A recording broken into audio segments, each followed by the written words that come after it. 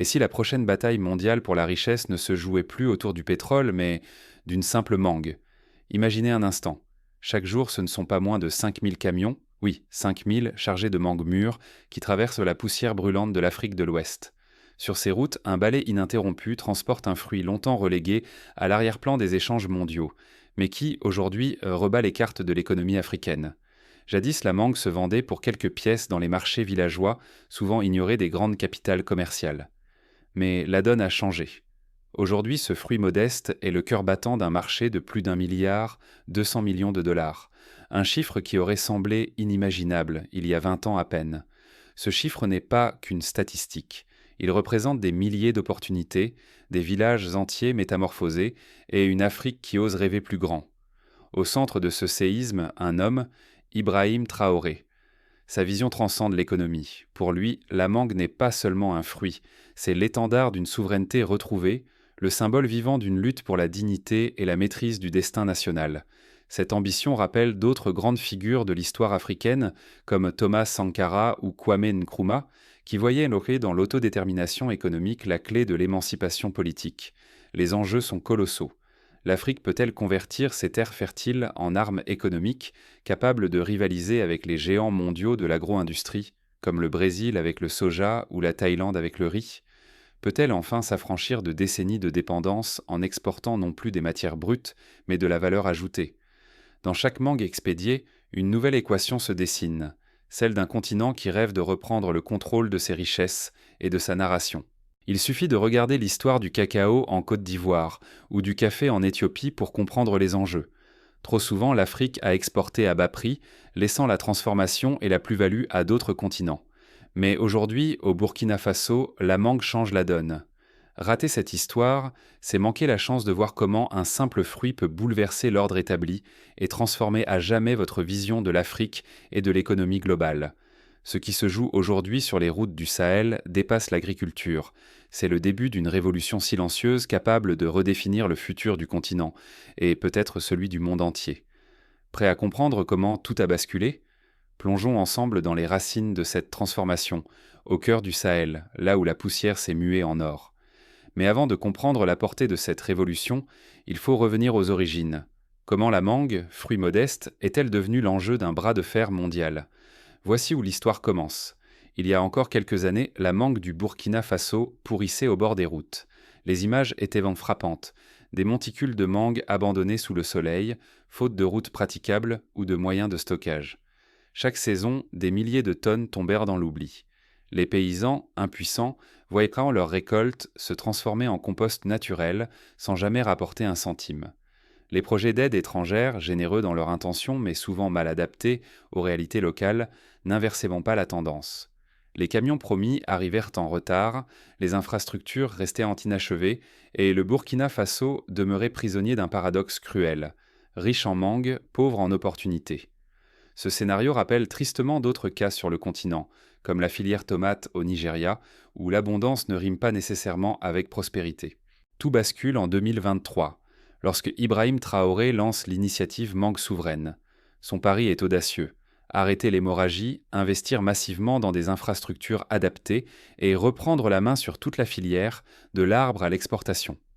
Il s'inspire de modèles asiatiques, comme la Thaïlande qui, dans les années 70, avait transformé l'ananas local en produit d'exportation mondiale. En moins de 2 ans, 5 usines flambant neuves s'élèvent à Bobo-Dioulasso, Banfora, Tenkodogo, Kaya et Waiguya, chacune équipée de chaînes de transformation modernes, de laboratoires de contrôle qualité et d'espaces de stockage réfrigérés. À côté, des entrepôts réfrigérés et des routes neuves desservent tout le pays. Désormais, la mangue burkinabé voyage loin, transformée en jus, en purée ou en tranches séchées sans jamais perdre sa valeur. Le résultat est spectaculaire, les exportations bondissent, passant de 90 000 à 300 000 tonnes par an. Les revenus explosent, dépassant le seuil symbolique d'1,2 milliard de dollars. La Chine, l'Inde, l'Algérie, l'Égypte, de nouveaux marchés s'ouvrent et, fait inédit, les échanges se font sans recourir au dollar. Des contrats sont signés en monnaie locale ou par troc, comme le fameux accord mangue contre carburant avec l'Algérie. Prenons un exemple concret. En 2024, une entreprise chinoise conclut un partenariat de 5 ans pour transformer la mangue burkinabé en purée destinée à l'industrie des jus et des aliments pour bébés.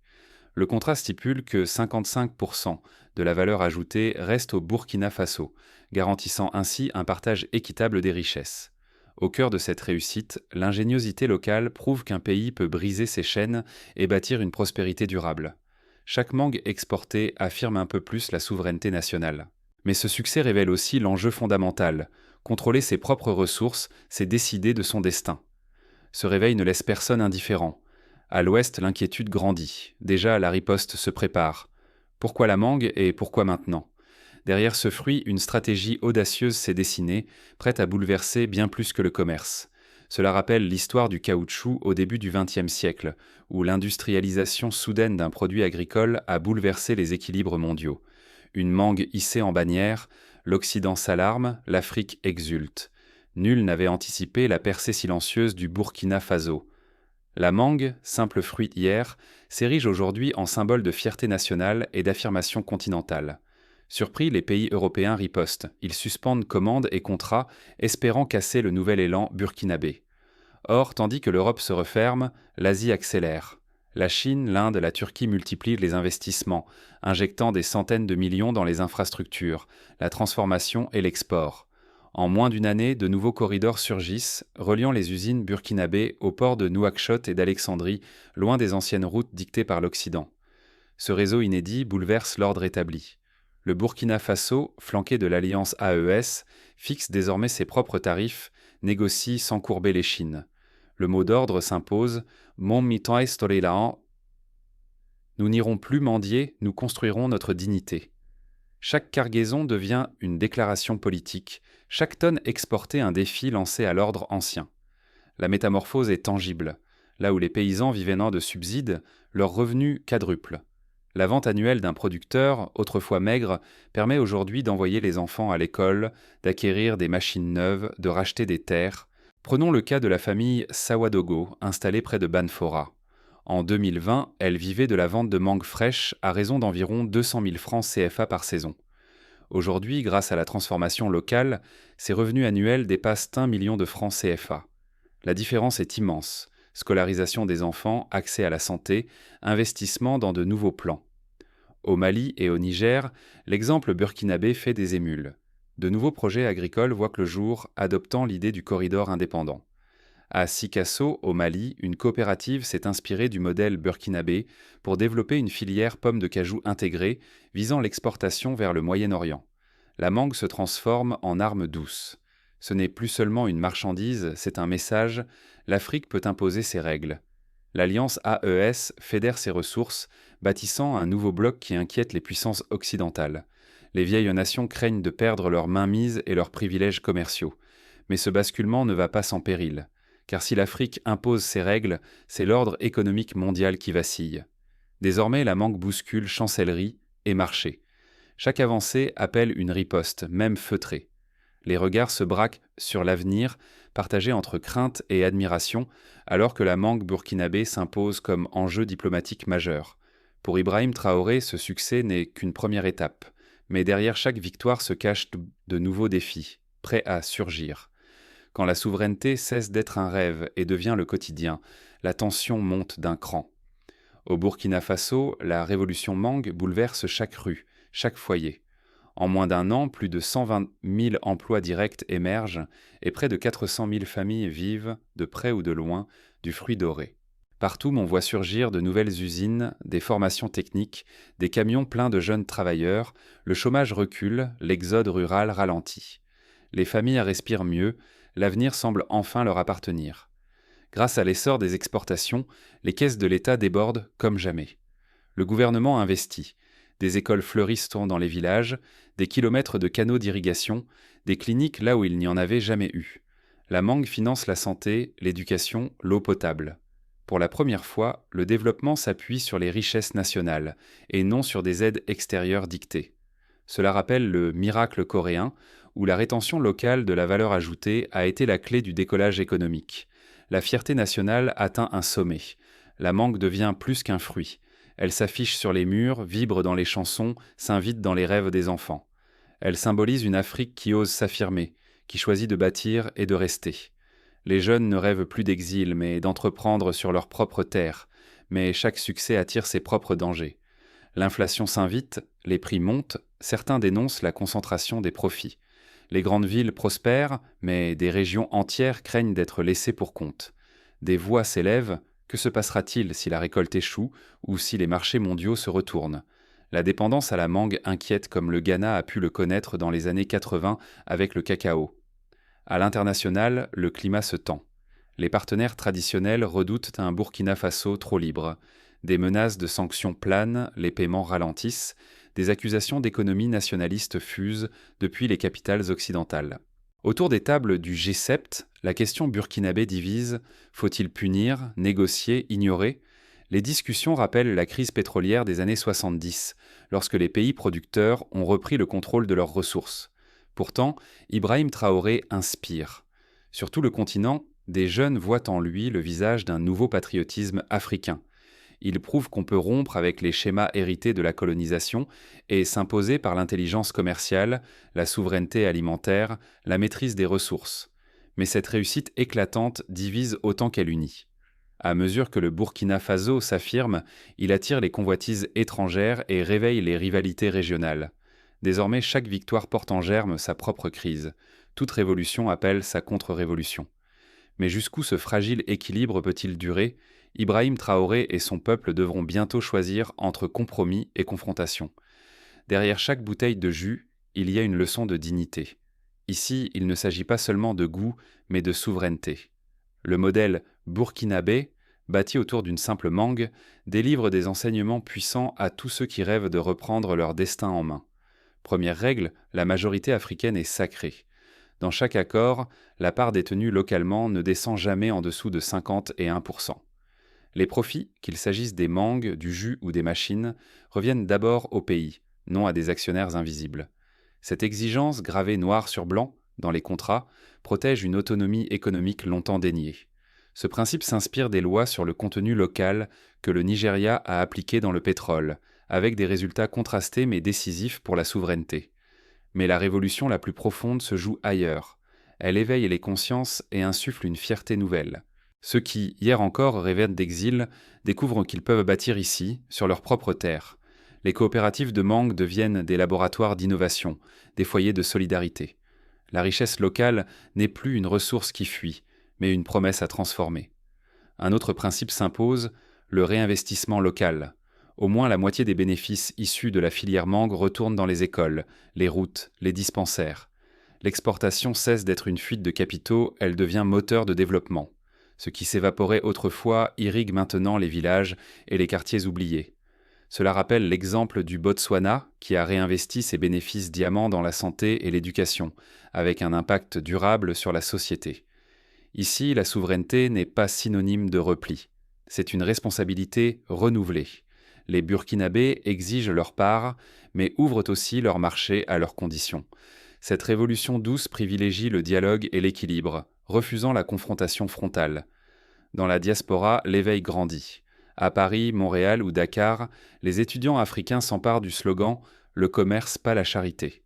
Chaque mangue vendue à l'étranger devient un acte d'affirmation, pas de dépendance.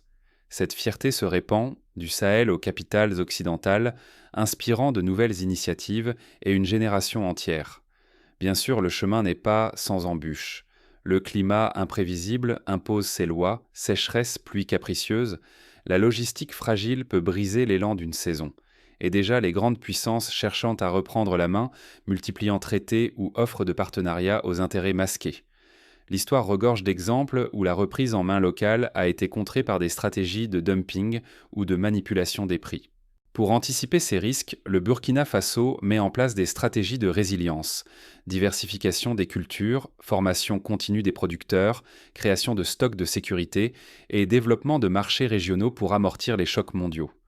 Le gouvernement encourage également l'innovation technologique, comme l'usage de drones pour surveiller la maturité des fruits ou l'implantation de panneaux solaires pour alimenter les usines, réduisant ainsi la dépendance énergétique. Ignorer la leçon burkinabé, ce serait manquer une chance rare de repenser le développement. Non seulement en Afrique, mais partout où les peuples cherchent à se libérer de la dépendance. Le cas du Vietnam, qui a transformé son économie grâce à la montée en puissance du riz et du café, en est la preuve. Une stratégie nationale bien pensée peut bouleverser la donne. Mais la vraie des questions demeure, cette révolution douce saura-t-elle tenir face à la tempête qui approche?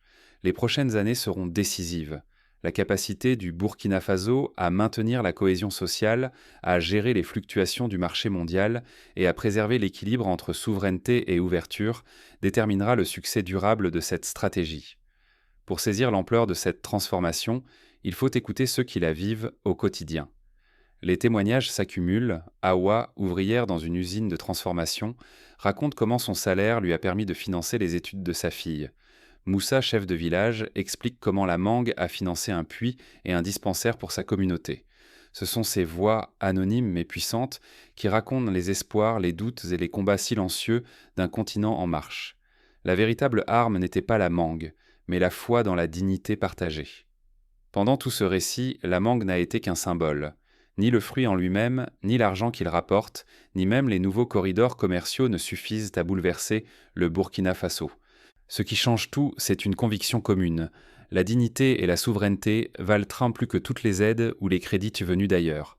Ibrahim Traoré et son peuple n'ont pas seulement envoyé des cargaisons de mangue vers l'Asie et le Moyen-Orient. Ils ont diffusé une idée puissante. L'Afrique peut choisir la fierté plutôt que la dépendance, la création plutôt que la soumission. Ce choix est concret. Il se lit dans les villages où les enfants vont à l'école, dans les usines qui restent ouvertes pendant la saison sèche, sur les marchés où les acheteurs n'imposent donc plus leurs lois. La vraie révolution n'est pas tonitruante, mais elle est profonde. Elle se joue dans les esprits. Désormais, la monnaie d'échange n'est plus la résignation, mais la confiance en soi. Et cette confiance grandit, elle se propage. Elle inspire le Mali, le Niger, puis d'autres pays du continent. Rien n'est acquis. À chaque avancée, des intérêts contrariés ripostent. Embargo, manipulation, menaces déguisées. La bataille pour la souveraineté ne fait que commencer. Quand une porte s'ouvre à l'est, une autre se ferme à l'ouest. Voilà le nœud. Chaque fermier, chaque chef d'entreprise, chaque citoyen doit choisir. Rester spectateur de l'histoire ou saisir la plume pour écrire une nouvelle souveraineté. Ce n'est plus une question de ressources naturelles, mais de volonté. Le Burkina Faso prouve qu'une révolution n'a pas besoin de violence pour bouleverser l'ordre établi. Mangue après mangue, contrat après contrat, dignité après dignité, un autre avenir s'enracine. Être spectateur ou devenir acteur, telle est la question désormais. Car la seule arme de la révolution, c'est celle que chacun porte déjà en soi, la foi dans la dignité et la souveraineté collective. Et si demain la bataille ne se jouait plus autour du pétrole ou du cuivre, mais autour de la capacité à transformer une simple mangue en arme de souveraineté? C'est là toute la leçon du Burkina Faso et peut-être le début d'une nouvelle ère pour l'Afrique et pour le monde entier.